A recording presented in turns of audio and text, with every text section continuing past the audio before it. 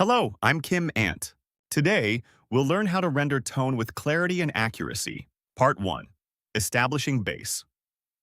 Tones based on observation. When observing realistic tones, our vision tends to recognize color and value before shape.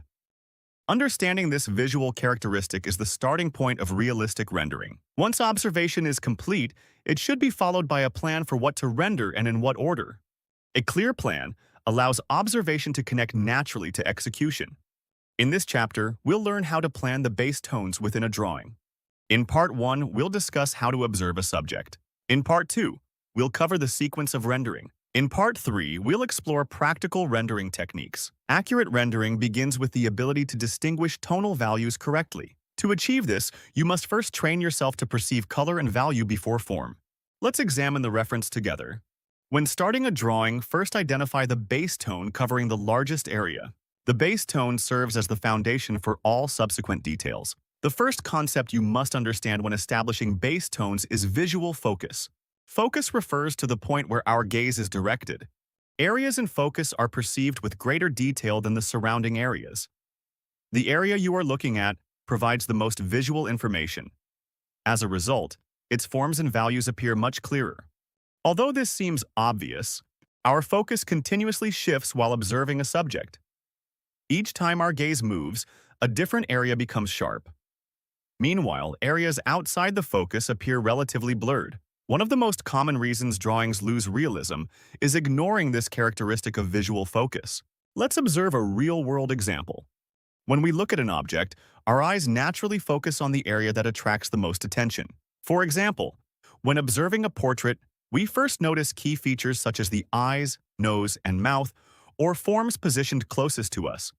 Areas with strong color contrast, or rich visual detail and structural variation also draw our attention first. In contrast, the remaining areas are perceived less clearly. However, the peripheral area becomes the new focal area the moment you shift. Once it comes into focus, that area is perceived with clarity. In other words, sharpness is not an inherent property of the subject, but a result of where your gaze is directed. The area that remains sharply focused is much smaller than most people expect. The closer the subject is, the smaller the sharply focused area becomes. As a result, only a limited portion of a nearby subject appears sharply focused. Conversely, as the subject moves farther away, it becomes easier to perceive the entire subject within a single focus. This is one reason artists step back from their drawings while working. When viewed up close, only small details are visible. This makes it difficult to judge the overall relationships objectively. By increasing your viewing distance and bringing the entire drawing into one field of focus, you can evaluate the overall tonal balance much more accurately. Think about camera functions such as autofocus, manual focus, and background blur. These functions provide useful examples for understanding changes in focus and sharpness. Although a camera does not function exactly like human vision, it serves as an excellent analogy for explaining focus and sharpness. Let's summarize what we've learned so far. First, the point where your gaze rests is called the focus. Second, the focused area appears sharp. Meanwhile, the surrounding areas appear relatively blurred. This difference comes from the way our visual system processes information. Third, focus is not fixed. It moves continuously as your eyes move.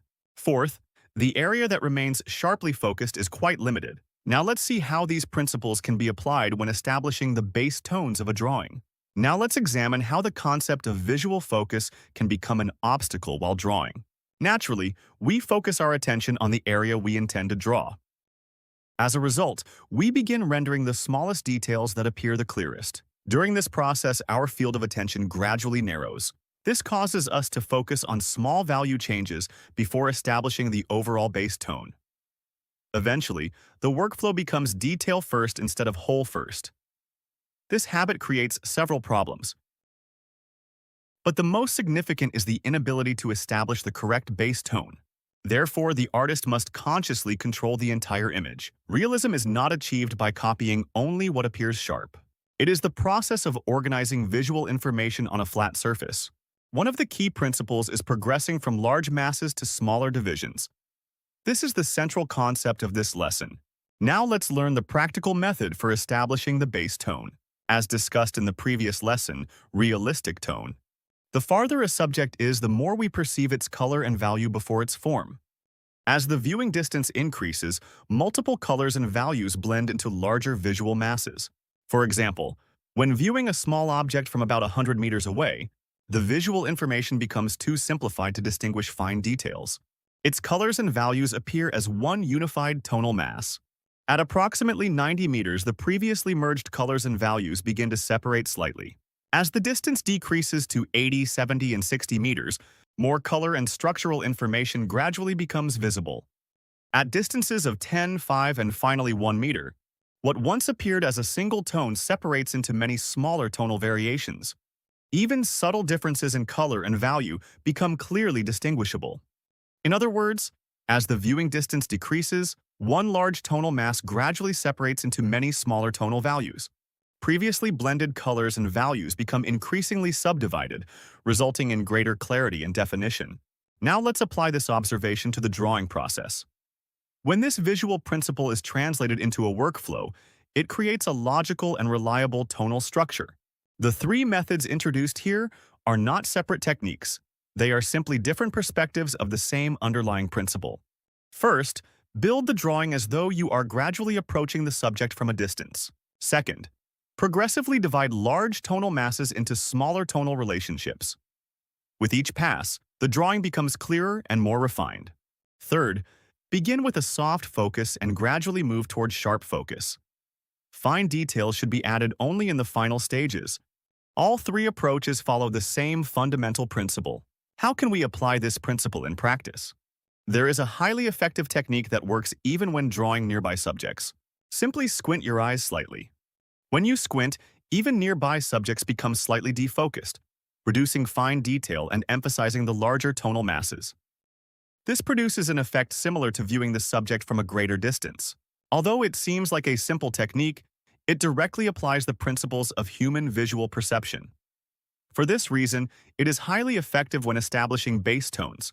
Let's summarize what we've covered. When we begin drawing, we naturally tend to follow visible details. As a result, we often render parts before the whole. Instead, deliberately soften your focus first and establish the overall base tone before anything else. This is the most stable and efficient workflow. Even a familiar and simple technique, when supported by a clear understanding of its principles, can dramatically improve the quality of your drawing. From now on, whenever you establish a base tone, apply the principles and workflow you learned today. Always remember to progress from the whole to the parts. Thank you for your hard work today, and I'll see you in the next lesson.